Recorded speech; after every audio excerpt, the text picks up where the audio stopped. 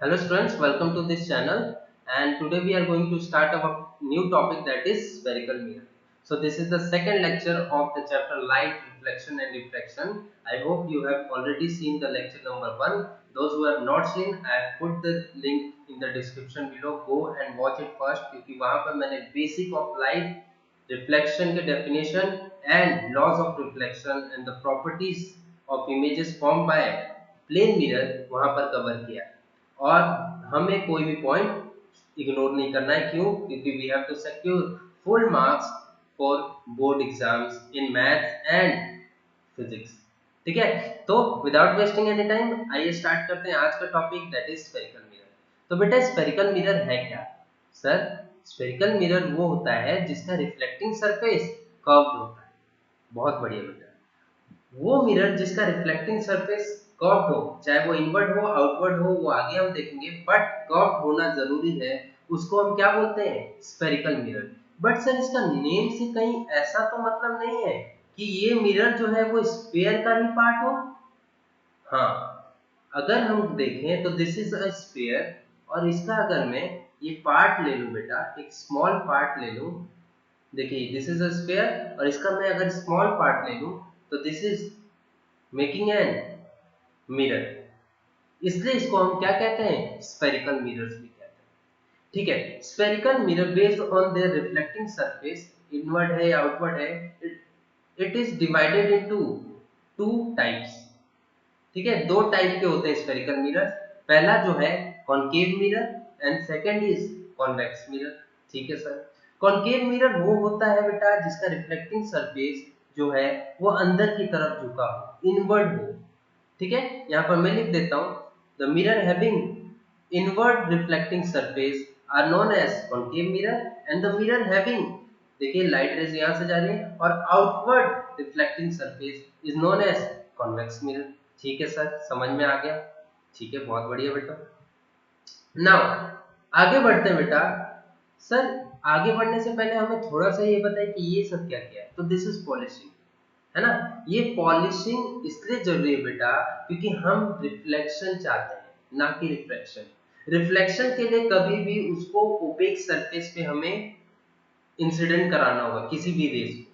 ठीक है, otherwise it will pass through it and that term will be known as, that process will be known as refraction. But अभी तो हम reflection चाहते हैं sir क्योंकि हमें इमेज बनाना है। ठीक है, इसीलिए हम पॉलिशिंग करते हैं। ठीक है, मिरर के बैक साइड में हम पॉलिशिंग करते हैं so that rays are gets reflected. ठीक है, इसीलिए प्लेन मिरर में भी हमने देखा था कि जो बैक साइड में होता है, या अपने घरों में भी आप लोग देखोगे, जितने अच्छे क्वालिटी का सिल्वर कोटिंग उसके बैक साइड में होगा उतना ही प्रॉपर और अच्छा इमेज देगा और उतना ही ज्यादा महंगा भी होगा। ठीक है, तो this is this science are used for polishing. ठीक है, तो इन दोनों में हमने पॉलिशिंग कर दिया है। आगे बढ़ते हैं बेटा इंपॉर्टेंट टर्म्स। ठीक है सर, आपने इंपॉर्टेंट टर्म्स तो लिखा है बट ये बोर्ड में नहीं पूछता है सर। हाँ बेटा, ये बोर्ड के लिए मैंने नहीं लिखा है। These are not important as a definition for board exam, but ये जो टर्म्स है बेटा these are usually used in numerical portion. और अगर जब तक आपको ये पॉइंट्स क्लियर नहीं होंगे तब तक आप उस न्यूमेरिकल को समझ नहीं पाओगे। आगे चल के हम देखेंगे कि कैसे शॉर्ट ट्रिक्स यूज करेंगे पहचानने के लिए कि इमेज कहाँ फॉर्म होगा, कैसे बिना सॉल्व किए हम ये बता सकते हैं कि v की वैल्यू पॉजिटिव आएगी कि नेगेटिव आएगी। वो सब इन्हीं सब चीजों से कवर होगा, इसीलिए हम बिना टाइम वेस्ट किए जल्दी से इसको खत्म करते हैं। ठीक है, so what is pole? Pole is nothing but the middle और the centre of the reflecting surface. ये आपको दिख रहा है रिफ्लेक्टिंग सरफेस, उसका जो मिडल है या सेंटर है दैट इज नोन एज पोल। ठीक है, the centre of reflecting surface in a spherical mirror is called pole, जिसको हम किससे डिनोट करते हैं सर? इसको हम P से डिनोट करते हैं। बहुत बढ़िया। Second, so what is centre of curvature? Centre of curvature in a reflecting or a spherical mirror is that reflecting surface in a spherical mirror has a center, और उसी centre को क्या बोलते हैं? Centre of curvature. सर नहीं समझ में आया, आइए देखते हैं यहाँ पर फिजिकल से। सपोज करो बेटा दिस इज अ मिरर और this is centre of curvature, जिसको हम किससे डिनोट करते हैं? सी से। अगर मैं इसको एज्यूम करूं एस सी और यहाँ से रेडियस लेकर मैं इसको एक स्फीयर में कन्वर्ट करना चाहूं तो क्या ये कन्वर्ट हो जाएगा? तो डेफिनेटली सर ये तो कन्वर्ट हो गया। So that's why here it is saying reflecting surface. Reflecting surface ये हो या इसको पूरा लो, इन अ स्फेरिकल मिरर में reflecting surface in a spherical mirror has a centre, जो कि ये सी है और इसी को क्या बोलते हैं? Centre of curvature. और इसी सेंटर से ये जो मिरर है वो कंप्लीट होता है, जिसको किस फॉर्म में चेंज हो जाता है? वो स्फीयर के फॉर्म में। ठीक है, तो इस सेंटर ऑफ कर्वेचर भी समझ में आ गया। ठीक है sir, what is radius of curvature? तो सर अगर ये सेंटर है और ये पोल है तो इन दोनों का जो डिस्टेंस होगा, जो रेडियस होगा, that is known as radius of curvature. इसीलिए बेटा यहाँ पर लिख दिया गया है कि the centre of reflecting surface is known as centre of curvature and the radius of reflecting surface is known as radius of curvature, जिसको हम r से शो करते हैं। किससे शो करते हैं बेटा? r से। Got it? प्रिंसिपल एक्सिस क्या होता है? वो लाइन जो कि पोल और सेंटर ऑफ कर्वेचर दोनों से पास हो। सो इस लाइन को देख रहे हो, स्ट्रेट लाइन को, ये सेंटर ऑफ कर्वेचर से भी पास हो रहा है, फोकस से भी पास हो रहा है, पोल से भी। This is known as principal axis. इसका डिनोशन नहीं है, ये कैसे भी यूज कर दिया जाता है फुल फॉर्म में। ठीक है, नाउ नेक्स्ट टॉपिक बच्चों, दैट इज प्रिंसिपल फोकस, जिसको हम फोकस भी बोलते हैं। ठीक है, तो फोकस बहुत इंपॉर्टेंट पॉइंट होता है प्रिंसिपल एक्सिस पे, जहां से कोई भी लाइट रेस जो कि ट्रेवल होती है पैरेलल टू प्रिंसिपल एक्सिस, ये प्रिंसिपल एक्सिस आप देख रहे हो, उसी के पैरेलल कोई लाइट रेस अगर ट्रेवल हो रही है तो आफ्टर रिफ्लेक्शन जो ये कन्वर्ज होगा और पास होगा जिस पॉइंट से, उस पॉइंट को क्या बोलते हैं बेटा? फोकस। उसी पॉइंट को क्या बोलते हैं? प्रिंसिपल फोकस, जिसको हम किससे डिनोट करते हैं? एफ से। So the light rays that are parallel to the principal axis converge at a specific point called focus. ठीक है सर, लास्ट पॉइंट जल्दी से बता दीजिए। सो एपर्चर। एपर्चर कुछ नहीं बेटा, ये जो हम देख रहे हैं, ये जो स्फेयर शेप बनाया है इसी मिरर ने, इसका जो डायामीटर होगा, क्या होगा? इसका जो डायामीटर होगा that will be known as aperture. इसका मतलब सर रिफ्लेक्टिंग सरफेस का भी तो डायामीटर हम बोल सकते हैं, क्यों? क्योंकि रिफ्लेक्टिंग सरफेस ही के बराबर तो स्फेयर का भी डायामीटर होगा। बिल्कुल, तो the diameter of a reflecting surface is known as aperture. क्या होता है? एपर्चर। Got it? ठीक है, तो आइए डेफिनेशन पढ़ लेते हैं। The diameter of reflecting surface, the diameter of reflecting surface is defined as aperture. ठीक है sir, so these were the useful terms which are used in numerical portion। ठीक है, और कई बार आपसे जो डेफिनेशन है वो क्या पूछ लिया जाएगा? Principal focus. तो आप इसको कॉपी में नोट कर लो और साथ साथ में समझते चलो।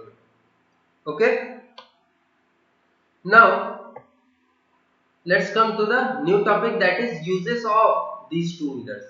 पहला कॉनकेव एंड सेकंड कॉन्वेक्स। तो क्या क्या यूजेस है जल्दी से देख लेते हैं बेटा। ये जो कॉनकेव मिरर है वो सर्च लाइट्स में यूज होते हैं, ठीक है, टॉर्चेस में यूज होते हैं, शेविंग कर। अरे सर अभी कहाँ शेविंग हम लोग करेंगे? अरे बेटा आप नहीं करोगे, आपके फादर तो करेंगे।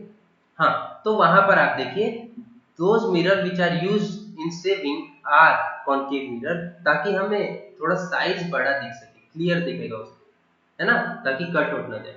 ठीक है, तो शेविंग मिरर्स में भी यूज होते हैं, हेडलाइट्स ऑफ व्हीकल्स में भी यूज होते हैं।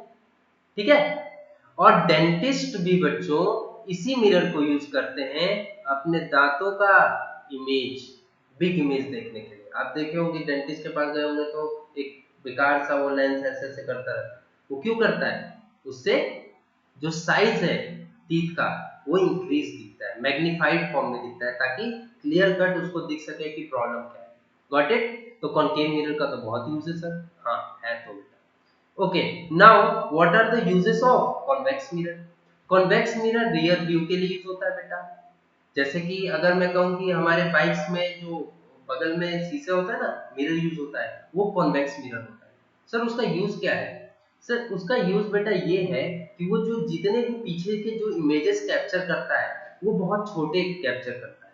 इससे क्या होता है कि कम सरफेस में हमें ज्यादा चीजें दिख जाती है, क्यों? क्योंकि छोटे छोटे कर देता है ना। और सेकंड चीज ये है कि ये ट्रैफिक को देखने में आसानी कर देगा, क्यों? क्योंकि एक छोटे से सरफेस पे बहुत ज्यादा चीजें पीछे की दिख जाएगी, ठीक है। तो ट्रैफिक को भी समझने में ईज कर देता है, इसीलिए रियल व्यू ट्रैफिक में यूज आता है, ठीक है। और ये क्यों यूज आता है? क्योंकि ये हमेशा डिमिनिश्ड इमेज देता है, यानी छोटा इमेज देता है, और इरेक्ट देता है। इरेक्ट मतलब बेटा एकदम सीधा इमेज, कि अगर ऑब्जेक्ट ऐसा है तो ऐसा ही देगा, ना कि अगर ऑब्जेक्ट ऐसा है तो ऐसा दे देगा, या ऐसा ऐसा नहीं देगा। हमेशा जैसा ऑब्जेक्ट होगा वैसा ही इमेज भी देगा।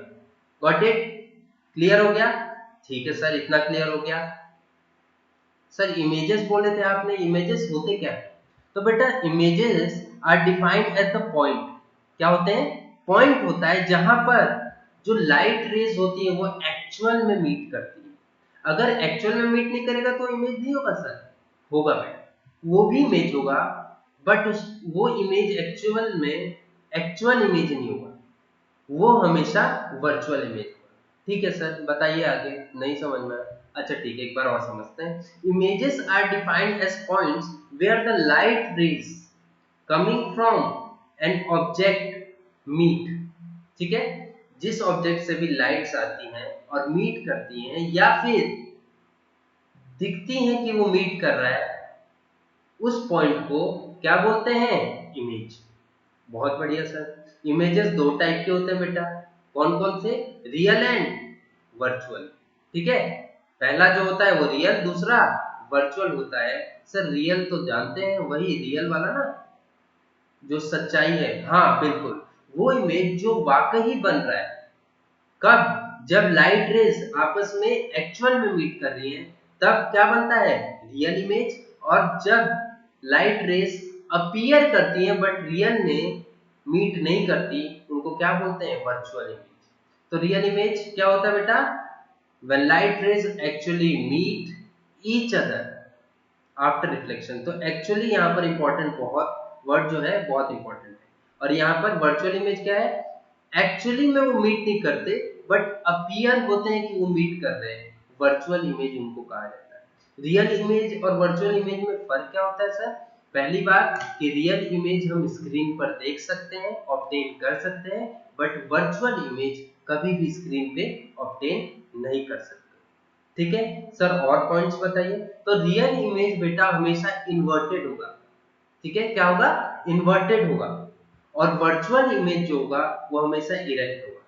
इन्वर्टेड मतलब जस्ट अगर ऑब्जेक्ट ऐसा है बेटा, जस्ट अ मिनट, ऑब्जेक्ट अगर ऐसा है तो इन्वर्टेड मतलब जस्ट उल्टा। और इरेक्ट जो कि मैंने अभी बोला, जैसा ऑब्जेक्ट है वैसा सीधा का सीधा इमेज भी दिखता है। तो जब भी वर्चुअल होगा तो इरेक्ट देगा इमेज, ठीक है। और रियल होगा तो इन्वर्टेड देगा। इस बात का हमेशा ध्यान रखना, ठीक है।